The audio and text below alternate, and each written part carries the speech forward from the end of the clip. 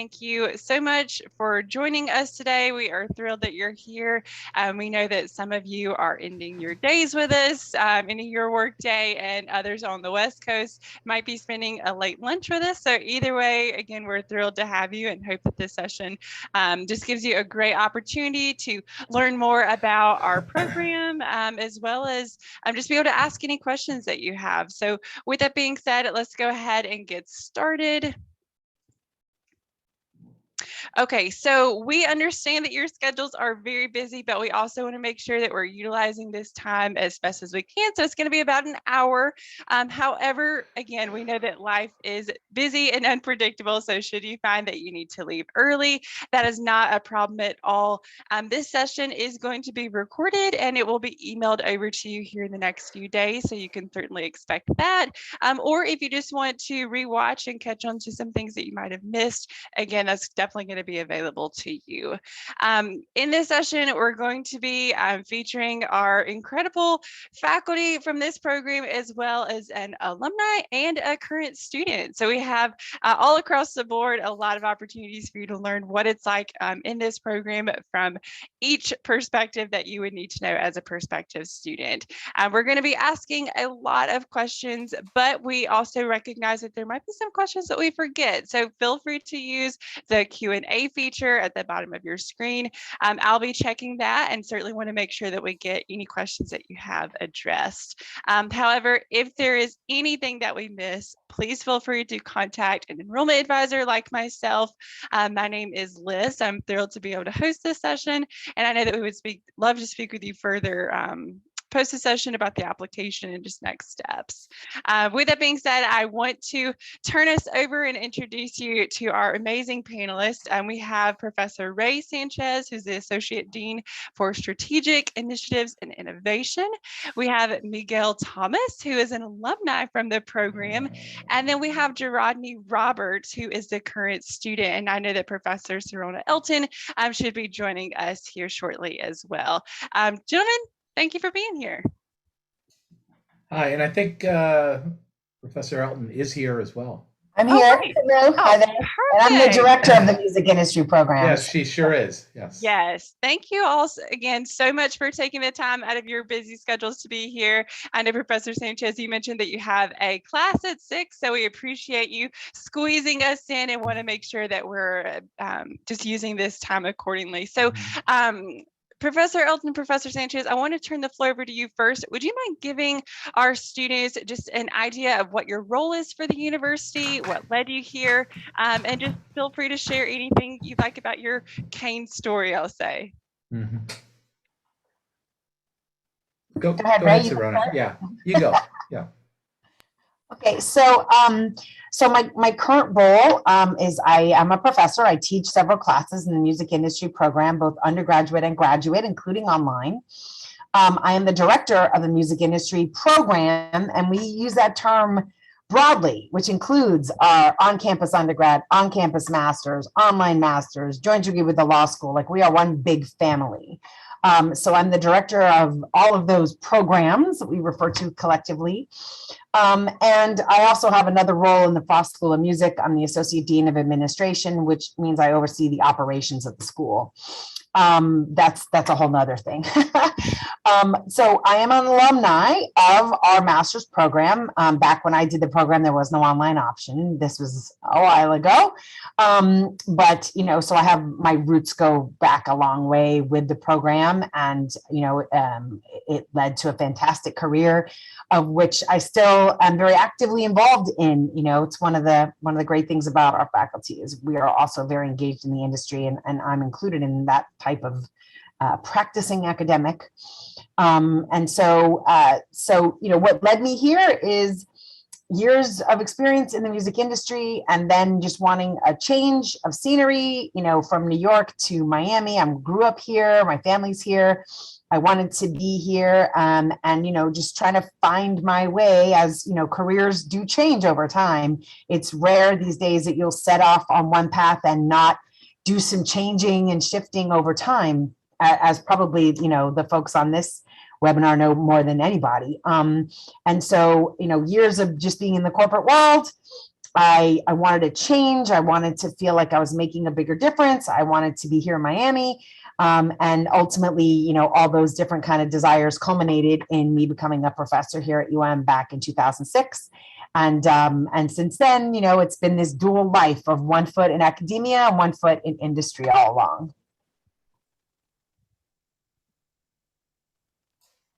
And I'm Ray Sanchez, and I have some crazy title, but I'm really first and foremost, and the reason I'm here is because I love to teach. And so, yes, I am a professor in this program, and both on campus and online. And just like Professor Alton said, we use that term very loosely. I'm involved in everything. I teach everything from freshman songwriters to graduate students in music copyright and music entrepreneurship.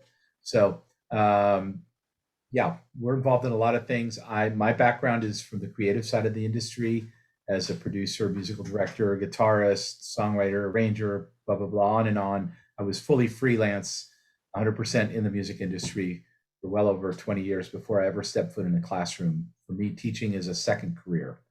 And I still have my own company. In fact, just before coming here, I was working on a mix, actually two different mixes, two different songs today. So I'm still heavily involved in making music. And that's kind of the story of us all. The other thing is that anybody that you'll meet on this call or in a Frost Online classroom is the same person you would meet in the same classroom on campus. At this point, I don't know what'll happen when we have 30,000 students. That's not going to be possible. But at this point, it sure is. So, and I personally really like teaching online. In fact,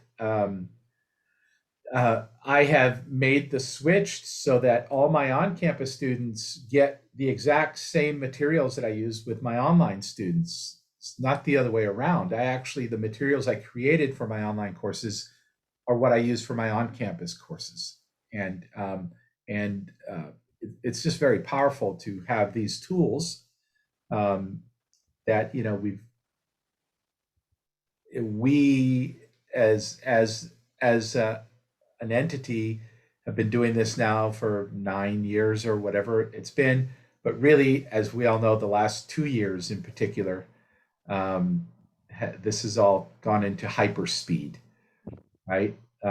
Listen, I'm about to go to a class tonight. It will be my first class without a mask in 2 years. Yeah, and we literally just went maskless today for the first time since COVID. Today on purpose. I mean, I felt I was doing something wrong walking down the hall. but anyway, but that being said, I'm also an alum of the School of Music, and you know, the training I received in my education, both undergraduate and master's, literally put me on my career path. I was working professionally before I ever even finished my master's, and by the time I finished, it was just a continuation. That was from in my story as, you know, freelance musician and everything else I was doing, but we're all very passionate about what we do because we've all had this experience that has literally helped us accomplish the things that we really wanted to do and love to do.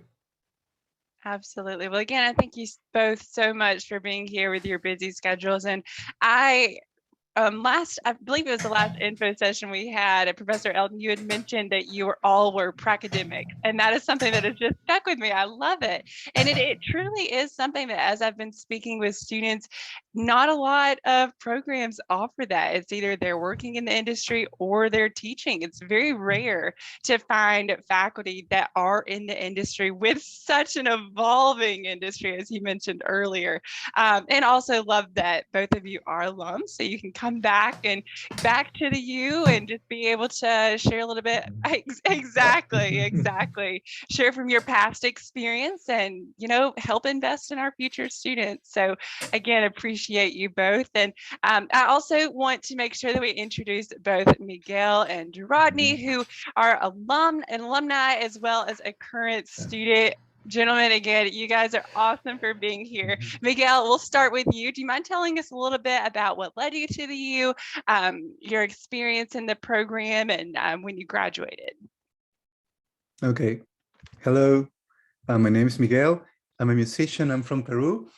Well, a little bit of my background. I studied music composition, specifically not classical music, but popular music. Well, even though I graduated as a composer, I have worked mostly as a music producer. I even had the chance to work with an independent Japanese label in 2019, before COVID. Yeah, the experience with the program is I actually never thought that I was going to end up studying music business specifically, because when I first started my music education, I wanted to be I wanted to play the guitar. I wanted to learn arrangements, composition methods, and learn harmony, counterpoint, and all that stuff that is really fun. But in the process, when I was in the middle, around the middle of my undergraduate career, I started to notice that I think I could contribute more by learning some specific processes and structures and methods that are not 100% related to the creative part, but are nonetheless really important to develop a coherent and sustainable industry, especially considering that I come from a country which has a music industry with a structure that is not very similar to other Western countries. So that's why I try to find a place where I could further pursue that interest in music business. And then I learned about Frost School of Music online program that for me was wonderful, because I have also another career, and I was struggling trying to find something that could fit in my really busy schedule. So first, one of the best things about the program is the flexibility it offers, and that's something I really appreciate. And I think that's also one of the things that allowed me to actually finish successfully the program. It was a really good experience. I got to know people who I'm still in contact with, especially Professor Sanchez and Professor Elton. Actually, Professor Elton is currently helping me because I'm studying a second master, this time in cultural economics, and she's been providing me some insights about specifically record labels. She's totally an expert, so I feel that I can still rely on my professors, and I feel that sense of belonging to this community, to Frost School of Music. So again, I'm glad to be here. Thank you. Thank you. And Rodney, would you mind telling us a little bit about your Kane story, what led you here, and kind of what made you choose the U? Well, this is a interesting story. Well, I learned about the U actually while I was in undergrad, but one of my professors there, he was like, "Hey, you're gonna be a great musician one day." So did my research on the U, and I applied, but come to find out, I got sent on deployment. So I was kind of scared. I don't know but so I'm one of those students. I started on campus and transitioned over to online. So I had the best of both worlds. I'm one of those students granted to be 1 year on campus, 1 year online. So moving to online is a completely different lifestyle than being on actual campus. So, and I agree with Professor Elton and Professor Sanchez. They do provide the same lessons that on-student campus get as online. I'm a true testament to it because I experienced both lifestyles. But coming to the U was pretty my best decision ever. Learned a lot, especially with Professor Elton class, with contracts. Redid my contract as a DJ, make sure my contract, had the correct terms and terminology. But then I currently just got out of another class that Professor Elton just did, music operation. That class has helped me with my lifestyle as a DJ. So the U is really great when it comes to the music industry program. So, and just being able to live the lifestyle of both on campus and off campus was a true testimony for me. Absolutely. You are definitely one to be able to speak to both options. So we're thrilled to be able to have you here. And I know that our faculty are crunched for time, so I want to definitely get some questions over for you guys. And first off is, can you share a little bit more about the curriculum of the program, specifically how it's designed? I know that the majority of our students, our online students, tend to work full time. They need that flexibility. So how are the courses set up? And then going even more specifically, what concepts are covered in the program that's going to help equip them to go into this industry? Ray, do you want to take that, or do you want me to take that? Yeah, go ahead and you take the curricular overall thing, and I can Sure. add to it. Sure. So from a curriculum design point of view, and in other words, in non-academic speak, what you're going to learn, in what courses, right?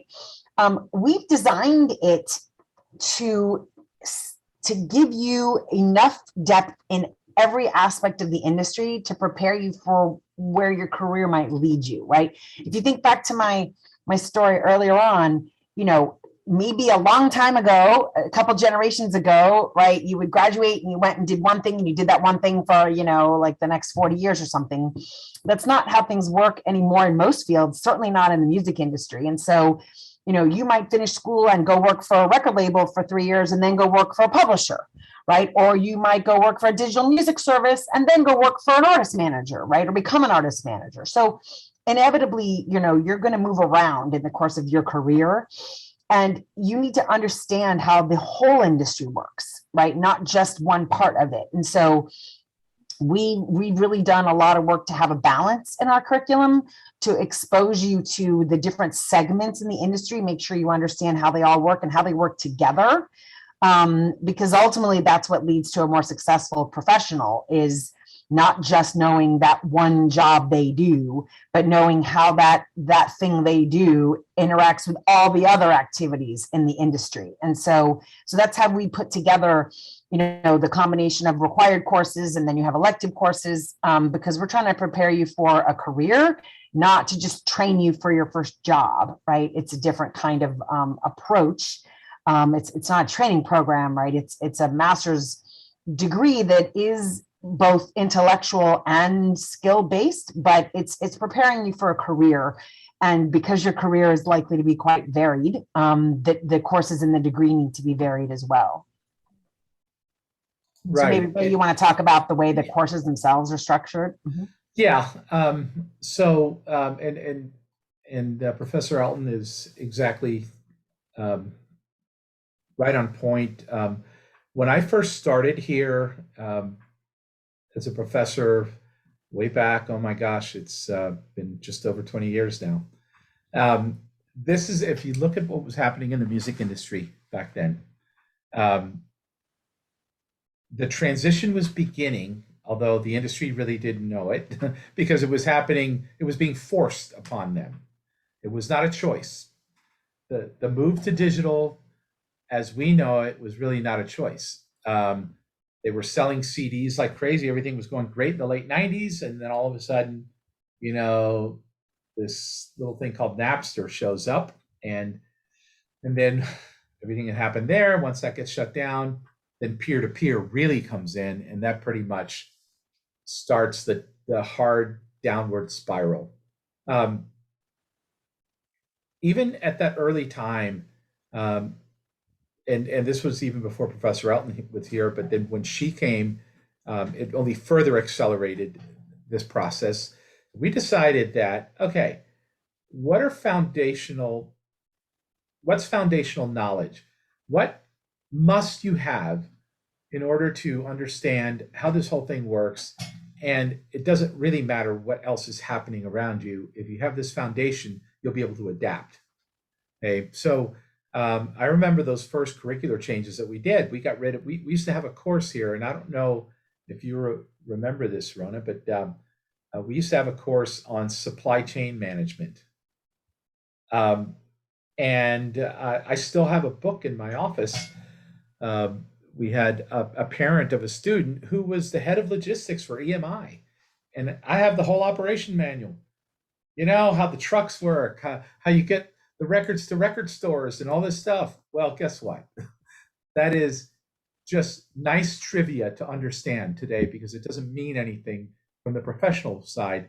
And so I'm really glad we made those changes back then because it really informs everything we do today. We still have that point of view. Is there are some things that are constant and they don't change. Rights administration. Music is not a tangible object. It's an intangible art form.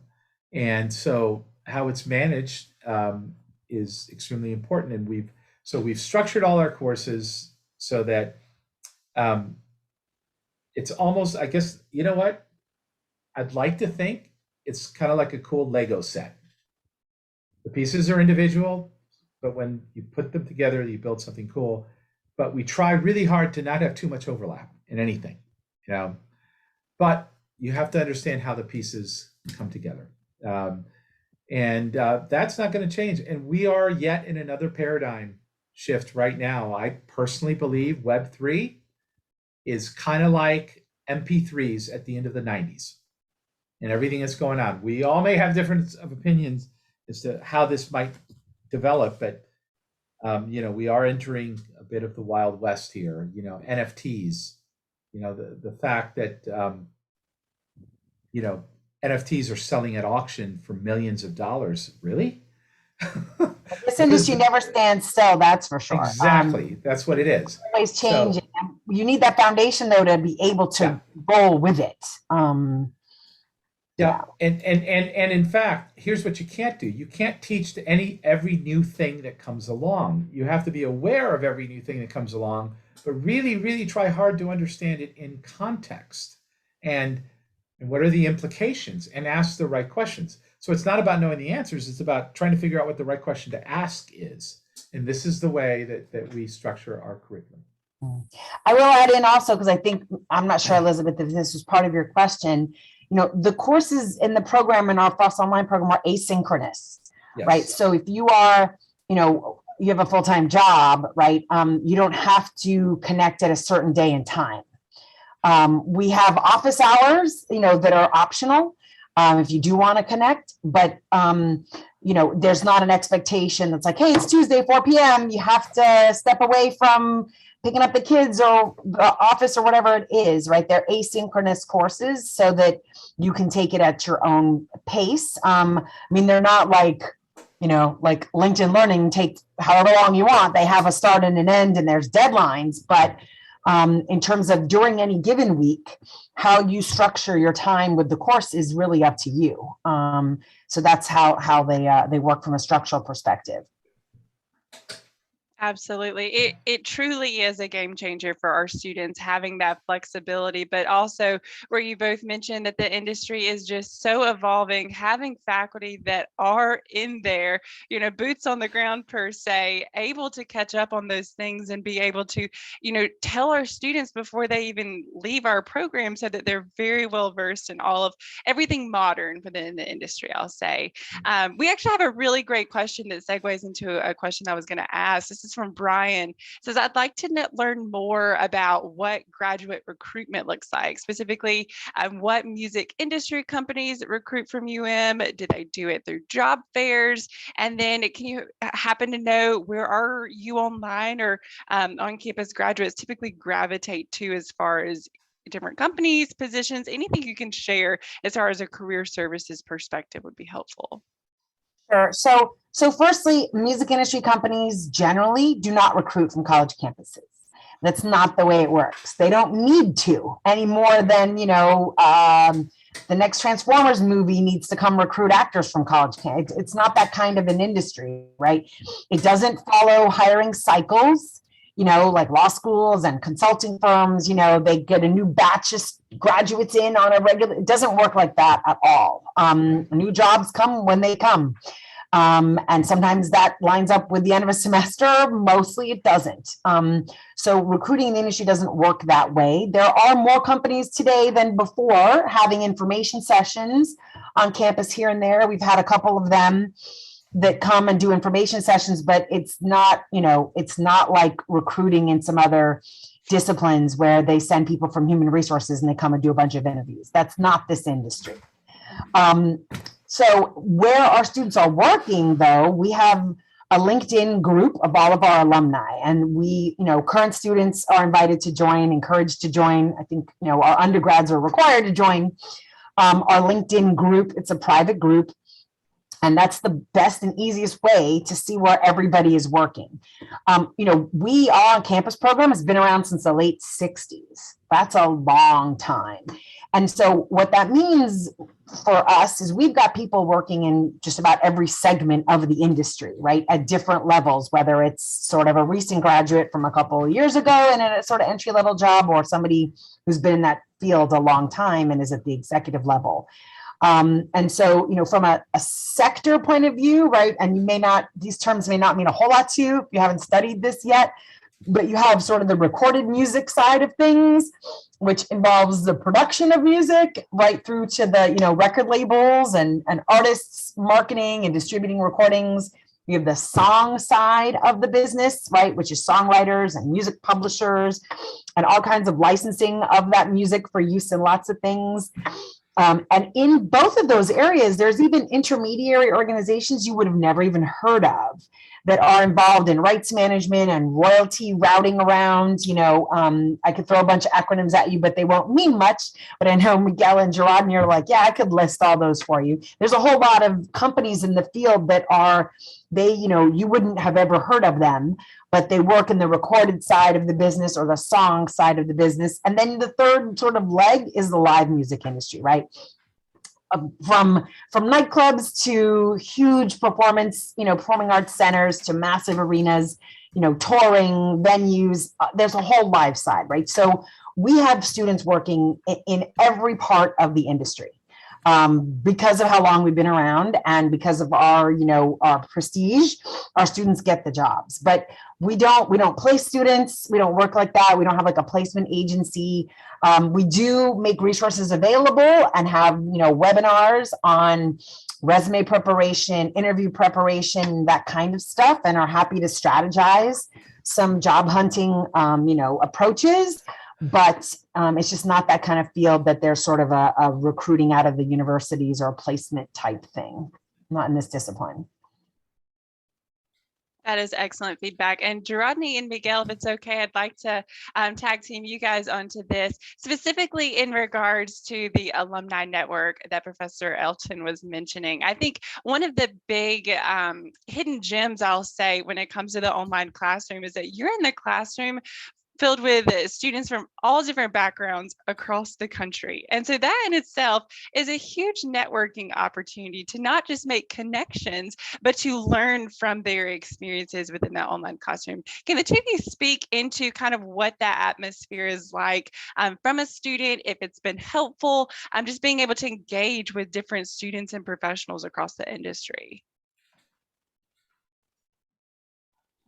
I can start because I have only a brief answer, because the market where I operate is mostly the Peruvian market. It is not the US market, but I do think that definitely that's a very valuable feature of the program, the fact that we can interact with people with different backgrounds. And many of the students are not musicians. They have like different, for example, they have undergraduate backgrounds in business administration, marketing, and so the opportunity to learn from different narratives, to learn from different also undergraduate programs and perspectives, I think that it is really valuable. So we don't like just look at things on a single perspective, so we can integrate more. And also like a lesson of humility for us to not assume that maybe we can learn everything about a single about every aspect of our business, but some other people with different backgrounds can also contribute with very valuable insights. I could say that maybe Jeroen can talk about the specific US market. I don't know if that could be more suitable for you, but that's my answer for now. Absolutely, thank you. Well, to answer that question, each first week of each course is opened up to introduce yourself. So using that discussion board to learn about your different classmates really helps you know the different backgrounds and help you maybe some fun, because I network with a lot of people who just do that discussion board through the music industry, and along with that, just building that relationship with my fellow classmates, creating study sessions where hey, we got a final due today, like, so, you know, just helping us stay on top of each other, and also just building friendships through a computer or cellular device. So utilizing the first week and actually doing your discussion boards actually help you see different sides of your classmates and different perceptions of answers, why they thought this way and this way, and just helping you just broaden your knowledge on the music industry and help you create different opinions and looking at situations different ways. So I really just like when you join the program, just utilize the discussion board, because it helps you just look at things in different perspectives from different backgrounds, even from overseas. They have different aspects when it comes to music, along with us over in the United States.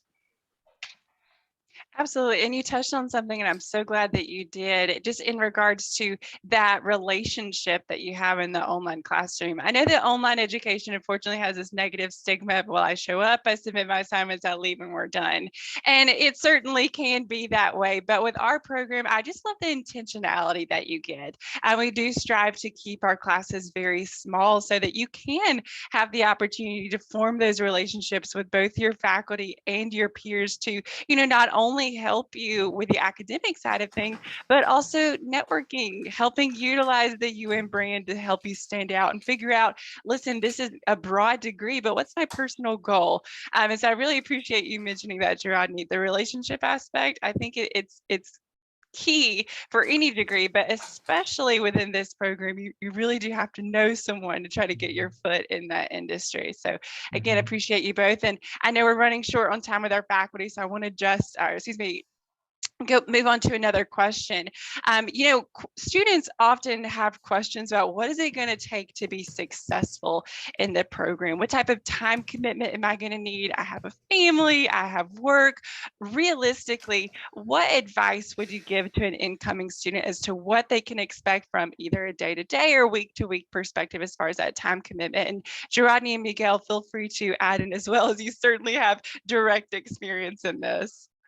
Yeah, I would say they're the ones that have the most experience. I think it's going to be different for everyone. But I will say this, all of our professors have their own unique styles and their own unique way of doing things. I personally really look forward to my weekly optional face-to-face sessions, kind of like this, but inside the course. And so, Miguel, you know what that's like. Rodney, were you on campus when you took my class, or were you online? My copyright class. I was on campus.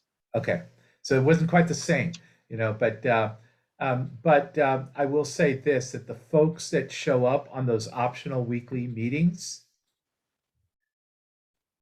let me just say, those are the ones that I'm still in touch with, that are doing really good things. And it just like they're really into it. It's a commitment, there's no doubt, but that they would know more than me, because they're the ones actually doing it. Yeah, I think those online meetings, like the optional meetings, were very valuable, even though they were optional.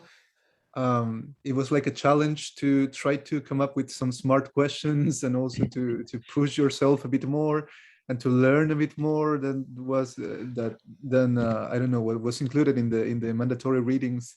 Mm-hmm. Yeah, I think it's also an important part. And yeah, I do agree. I still keep in touch with you, maybe because of that, maybe because I try to tend and to work a bit harder, for example, through those sessions. Mm-hmm. Yeah. I don't have an exact number of like how many hours a week does each course take. I can say though that with rare exception for like a student that maybe had something happen, a family emergency or some massive change of circumstance. Aside from that, because that happens, life happens. I have never heard from students that are like, I just can't get through it all every week. That's correct. I couldn't give you the exact number, but in all of the years, again, because my class is the same in person as online, it's just a bit more condensed in a 7-week kind of time period instead of 15. I really have not heard from students that are like, there's too much reading, there's too much video, I can't keep up. Really just hasn't been. And, and when life does happen, because it happens, right? My kid is sick this week. Something happened, it happens. I think all of us faculty, I can speak for myself. I think Professor Sanchez would agree.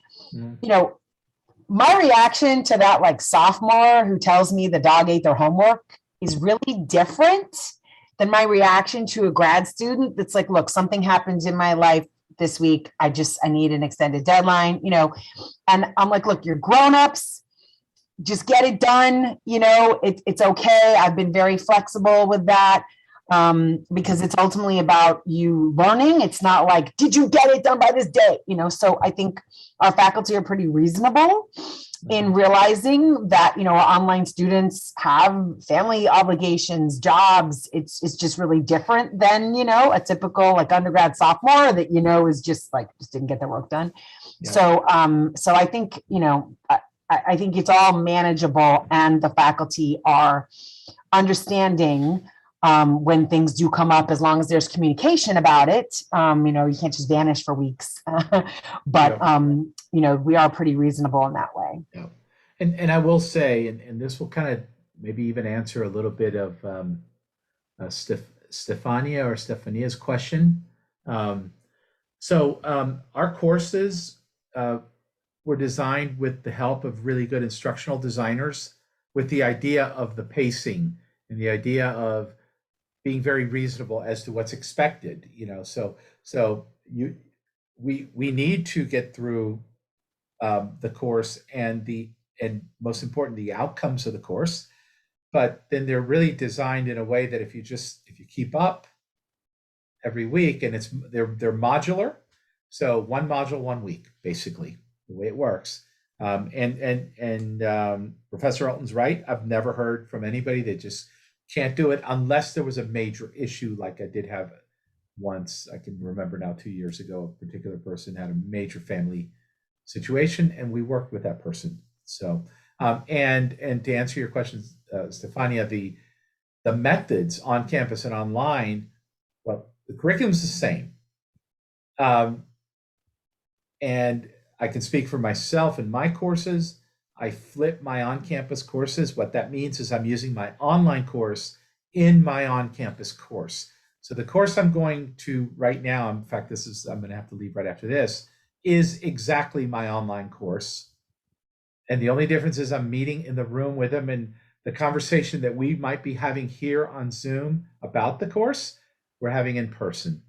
That is, for me, quite literally the only difference, other than also the fact that it's 15 weeks versus 7 weeks. But they're also taking a bunch of other things as opposed to just my thing for the 7 weeks. So, but other than that, we work very hard to, it's not like some lightweight version of what we do on campus or anything of the sort. And no, we don't have a truly blended option at this point, although Gerodney started on campus, ended up online. You could do that, go one way or the other, but we don't have a true blended option at this point. But that I don't know what will happen in the future. Let's put it that way. But it's a good idea. Great. Yes. Thank you so much for asking that question. And again, Professor Sanchez, I know you have to get to class. So again, so appreciate you taking the time to speak with us today. All right, everybody. All right, moving on. We have a lot of questions coming in, so I absolutely want to make sure we get to these. We have a question, and Professor Elton, you might be the best one to answer this. It says, how much of a difference does having a graduate degree compared to just an undergraduate degree when applying for jobs in the industry? So the truth is not a whole lot of difference. The degree does not by itself make the difference. What makes the difference is how a person looks as a candidate for a job, right? In that, from a job perspective, let's say there's an application that's posted and someone's going to apply, they're going to submit their resume or a cover letter, right? You would expect to see a slightly different kind of resume from a graduate student than you would an undergraduate student in terms of, professional work experience, that sort of thing. And so that's the first time that an employer would encounter that you are coming from a particular program, and the music industry program at the Frost School of Music, University of Miami, is the name. And the truth is, they're not going to focus that much at all on whether it's a master's or a bachelor's. They're going to go, Frost School of Music, University of Miami, music industry. And then if they, find all the stuff that you submit to be impressive enough, you're going to get an interview, hopefully. That's where, hopefully between what you've learned in the program and what you just learned in your life, right, which you've had a couple more years of living than, let's say, somebody graduating with an undergrad degree, you're going to convey a very different sort of maturity and, intellect in an interview, frankly. But it's not that kind of field. There are some fields, like, for example, teaching, like in K through 12, right? Public school. There's a different sort of level of job, a different level of pay if you have a master's versus a bachelor. It's not that kind of field. It's the knowledge. It's not like a credential tick a box.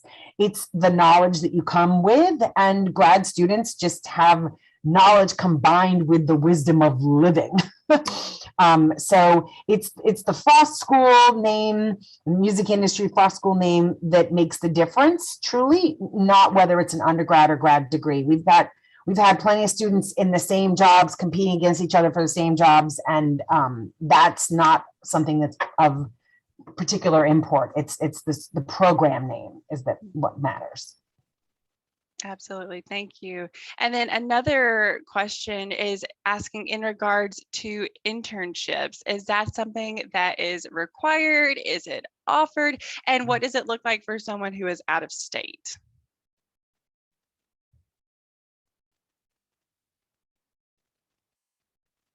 Oh, I think we are a little frozen. So it's not required, definitely not required. Did I unfreeze okay? Yes, okay. Perfect. Sorry. It's not required, definitely not required. Most students in the online program generally don't do it. It's difficult, right, to find an extra 20 hours a week to do an internship on top of what many of you are already working a 40-hour-week job, right? We have recently had some students do one. We are getting better equipped to support that. There's a career center on campus called the Topple Career Center, and our online students can utilize all their services in terms of resume review and interview prep. But it's not until very recently they've started looking into how to support internships according to the online program timelines, which are shorter semesters, right? Most internships are 15 weeks, they're not 7 weeks. And so it can get a little more complicated. So I would say that we are getting better at accommodating them. There have been some students that have done them. It's not required. We hope to be better able to support them in the future because there is a growing interest in that. So if that was something really important to you, we'd find a way to make it work. But I don't want to say, internships, all of them do it. We're not at that stage yet. But our on-campus students, almost all of them do an internship because they can do it in the summer in between semesters. And most of them don't have 40-hour-week jobs on top of that necessarily. So there's some options there, but it's still a bit of a work in progress. Absolutely. Thank you. And then we do have a question regarding jobs. Would you mind elaborating on the specific jobs that someone could see themselves either pursuing or having the option to pursue within that, having that Master of Arts in Music industry? Sure. So, I mean, I touched upon this a little bit earlier in terms of the different segments of the industry, right? And so, we tend to have students think about the recording side, the publishing side, and the live side, right? In all those sectors, there are creative jobs and there are business jobs, right? And so if you just take the recording side of things, creative jobs, involve being like a music producer or a DJ, right? You're very much involved in sort of the creation and enjoyment of music in that way. You also then have business jobs, and you take a record label and, at the largest ones, they employ hundreds or thousands of people that, run from jobs that are very close to the people in the studio, right? We call that department's got a name. It's called A&R. They work closely with the artists and the producers. You've got people that do marketing, you have people that do finance, you actually have people that do IT, build software, manage data. Data is all over everywhere, including this industry. So you've got people focused on data and IT, marketing, finance, accounting, royalties, issuing royalty payments, right? Getting people paid. Law, right? You've got massive amount of legal work, both in terms of contracts and music licensing, right? So those are some examples. In the publishing side, you also have people who work really closely with the songwriters on the actual, creating the songs and getting those songs into the hands of artists. You also have a group of people at music publishers that are working with companies that want to use the music. So let's say a film company wants to use some music in their film. That's a kind of licensing called synchronization licensing. There are people that specialize in that. Same thing at a publisher, right? All the legal work, finance work, IT work, all marketing work.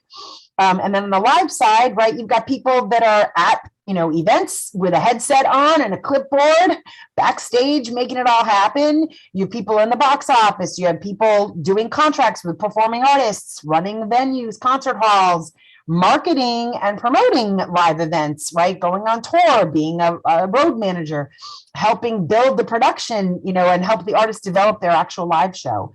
So that's just a flavor for it. And then you've got music journalists. You've got people who work at Spotify and people who work at radio stations. So just to give you, some senses, I could go on and on, but I think that gave you a flavor.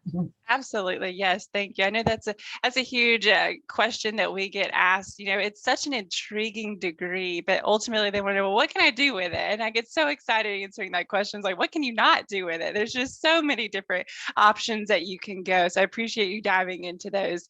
And I know we have a few more questions, but before we get to those, I do want to go back to Gerardny and Miguel.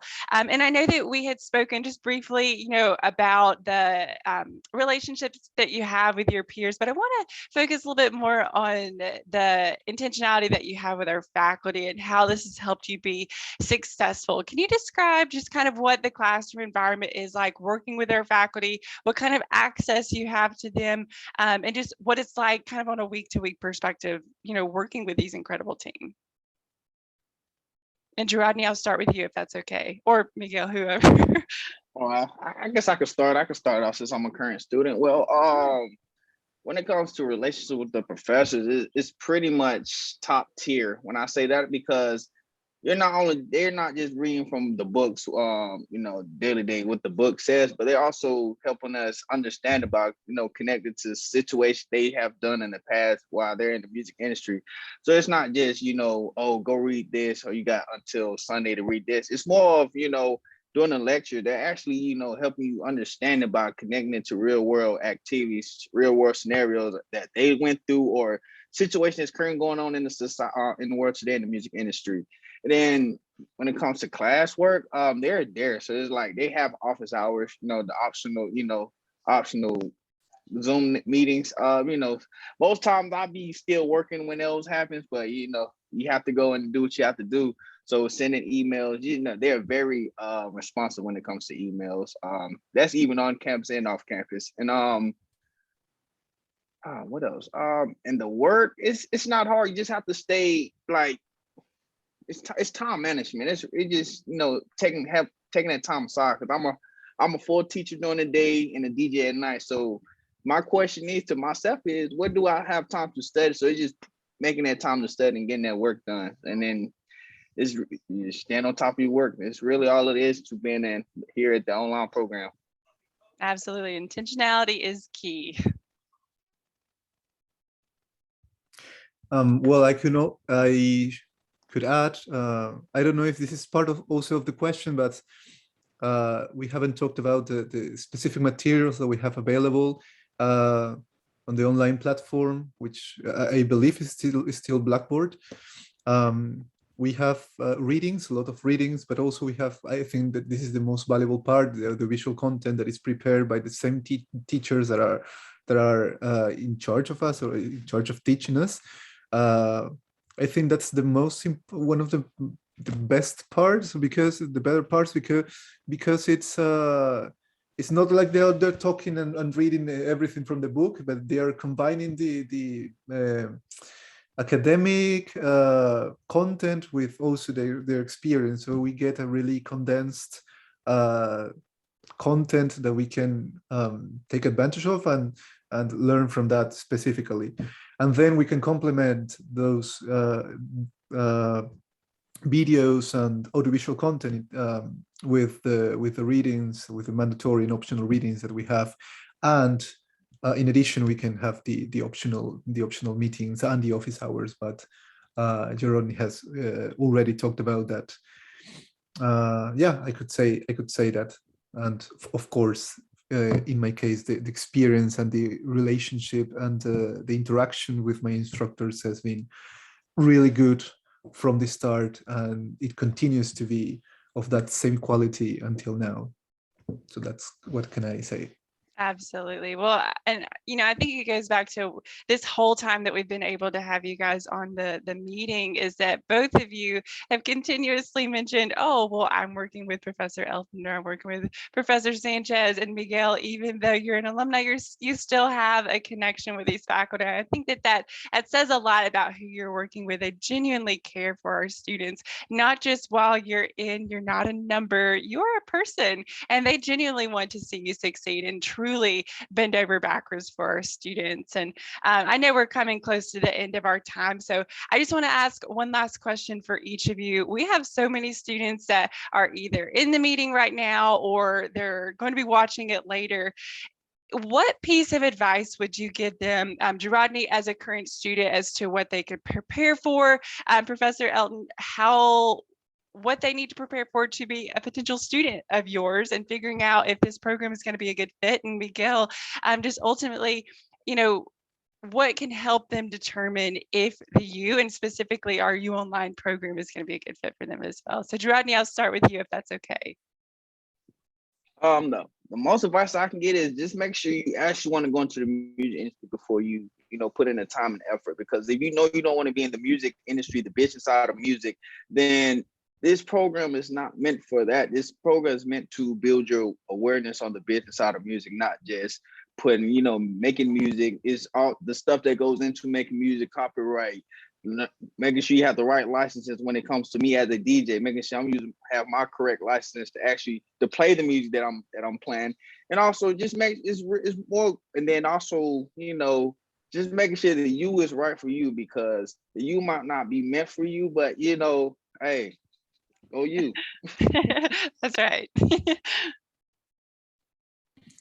I'll go next. I mean, I echo that completely. This is not a program to learn how to create music. It's about the business. And what I would do if I was researching programs, aside from everything you're doing now, which is why you're with us now, maybe one way to help make sure you really are interested in this field is there are some free really good websites out there that report on music industry news. And I would start reading that for a week, and either I'm finding it fascinating or I'm bored to tears. And if I'm bored to tears, this is not for you. So I'll recommend one of them that we have all of our students check out. It's called Music Business Worldwide, musicbusinessworldwide.com. You can get a daily email blast for free, and just start looking at it. And if you're wow, they're talking about somebody bought this song catalog or this recording catalog, or somebody just sold an NFT with this or that, and there's this Spotify added this new feature. And, if you're reading that stuff and you're like, wow, I am all about this, then that's a sign this is the right thing for you. I do think you also do need to look at your typical week in the life and be like, do I have the time to sit down and watch the videos and do the reading? Again, it's not an extraordinary amount of time, but it will take some time. You have to put in the work. I tell my students the A+ is there for you, but you've got to do the work. And so you have to make sure you're up for the commitment to it. But with any new endeavor you're about to take on, you kind of need to go in with your eyes wide open. Different classes, some use exams, some have papers, some have projects. Different professors do things differently in that way. So there's a little bit of everything. If you don't like to write and you don't like to read, this is not a program for you. You're not going to be writing a thesis or anything like that. But the copyright class, it's a paper mainly, so you have to make sure, thinking back to your undergraduate years, what did you like, what did you not like, and make sure you're up for it. What I can tell you secretly is that when you come back and study something as an adult, like I went to law school when I was working full time, it's a lot easier when you're an adult to learn it. Somehow you read it once, you pay attention in class, you're like, I got it. Whereas an undergrad, maybe you were sitting in class busy texting your friends and you weren't actually listening. I know most people who go back to school as adults just find it easier. You're just better equipped to this is a topic I want to learn about. I'm here for a reason. I value my time. I'm going to make the most of my time. But it does take a commitment. Well, I could add. So for me, what you need to consider a general advice for anyone interested in this is that if you compare this master and working in the music business with any other career, for any other career or for many other careers, it's kind of enough to just know the foundations, the concepts, the backgrounds and how to operate. But I feel like in the music business, you also need to have a balance between the theory and your curiosity to learn more with your own experience, and also learn from experience from other people. So if you are a curious person that wants to pursue a higher education through reading and preparing with academic sources and also with practical materials, then that's the first step. But also I would encourage to also think that this is something that you can, even though it's not, as Professor Elton said, it's not intended towards creating music, you still have like a quota of creativity in the way you approach problems, in the way you try to solve problems, because many times you end up doing that, like trying to solve a problem, whether you work in a concert venue, whether you work in a publishing agency, and trying to make things happen for people for many stakeholders, or for people who are really interested to make their dreams come true, like to get their music out there, for example.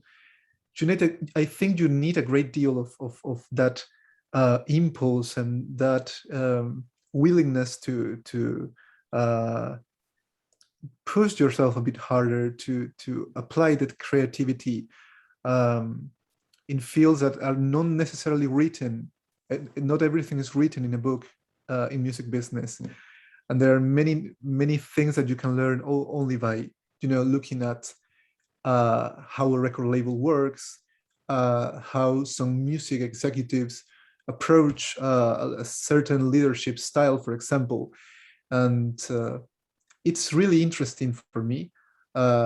It's a thing that I really love, because I feel like it's sort of field that I can find many ramifications, and I can find other subjects that are interconnected, like marketing, law, and for me, for example, even economics. And you can really choose a path that suits you best, and love what you do, with the help of this program, of course.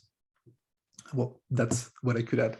Absolutely. Well, I think what it all comes down to is be sure that this program is going to be the right fit for you. Do your research, because ultimately, like what Miguel said, you want to love what you do. And we want that for you as well. And I know, unfortunately, we're coming at the end of our time, and I wish we had another hour to speak with you guys, because you guys have just been so insightful. But unfortunately, we are coming to a close. And so with that, I do want to mention that we do have a cohort starting on May 9th. And the early admissions deadline for that is just less than 2 weeks away. It's coming up on March 14th. And so students, be sure to submit your application ASAP. I did see a question regarding if it's too early to apply for the fall. Absolutely not.